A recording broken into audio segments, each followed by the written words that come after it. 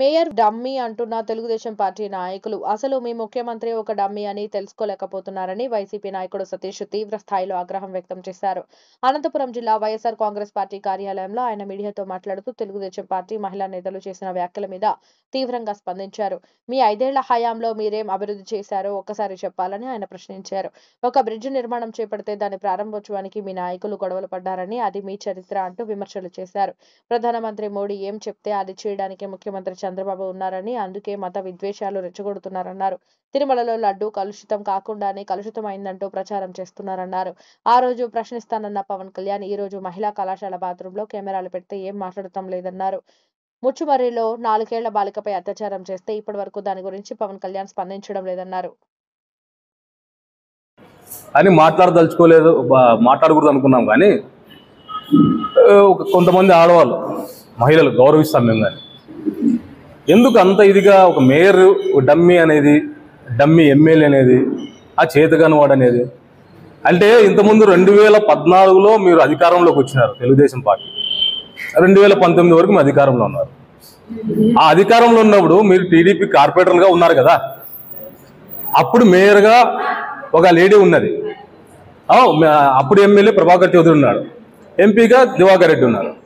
ఈ ముగ్గురు కలిసి కొట్లాడకి జరిపోయింది. కానీ ప్రతి స్టాండింగ్ కమిటీలో కానీ మున్సిపల్ ఆఫీస్లో కానీ ఎక్కడైనా అభివృద్ధి చేశారా మీరు? ఆ 2014 నుంచి 2019 వరకు ఏం అభివృద్ధి జరిగింది, ఏం అవినీతి జరిగిందో చిట్టా తీసుకొని రాండి. ఒక బుక్ కూడా దాంట్లో మెన్షన్ చేసిన ప్రతి అంశంని ఉన్న బుక్కులు కూడా క్యాన్సిల్ చేసేసి ఎక్కడో దాచిపెట్టేశారు. మీరా ఈరోజు వైఎస్ఆర్ కాంగ్రెస్ పార్టీ మేయర్ని, మాజీ ఎమ్మెల్యే అనంతపురం రెడ్డి గురించి మాట్లాడేది? ఈరోజు నగరంలో చూస్తే ఎంత పెద్ద బ్రిడ్జ్ అండి ఇది.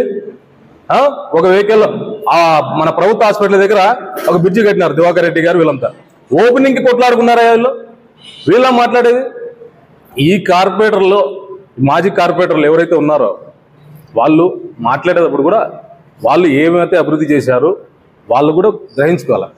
ఒక మేయర్ అనే వ్యక్తి డమ్మీ అనేది ఎందుకు? ఈరోజు కలిసికట్టుగా పని చేస్తున్నారు, అభివృద్ధి చేశారు. ఈరోజు ఈ యొక్క అంశాలని ఎందుకు వస్తున్నాయంటే, భారతదేశంలో ప్రతి ఒక్క హిందువు, ప్రతి ఒక్క ముస్లిము, ప్రతి క్రిస్టియన్ కలిసిమెలిసి ఉన్నారు. ఈ యొక్క మత విద్వేషాలను సృష్టిస్తారు చంద్రబాబు నాయుడు. డమ్మీ ఎవరు తెలుసా? స్టాంపు ముఖ్యమంత్రి ఎవరు తెలుసా? చంద్రబాబు నాయుడు. మోడీ ఏం చెప్తే అది స్టాంప్ వేస్తున్నాడు. ఈరోజు విశాఖ స్టీల్ ప్లాంట్ని అమ్మేస్తున్నారు. ఈరోజు మెడికల్ కాలేజీ ప్రైవేటీకరణ చేస్తున్నారు. లా కాలేజీ మన కర్నూలులో ఉండేదాన్ని తీసుకొని పోయి అమరావతిలో పెడుతున్నారు. ఇవన్నీ స్కాములు చేసుకుంటా ప్రజలను దారి మళ్లించేకి ఈరోజు పవిత్రమైన తిరుమల గురించి బయటికి తీసుకొచ్చి గబ్బు పట్టిస్తున్నారు. దయచేసి చెప్తున్నాము, ఏదైనా కానీ మనము ఈ భారతదేశంలో, ఆంధ్రప్రదేశ్లో ఎంత స్వచ్ఛందంగా ఉన్నామో ప్రజల యొక్క సమస్యలు గమనించండి.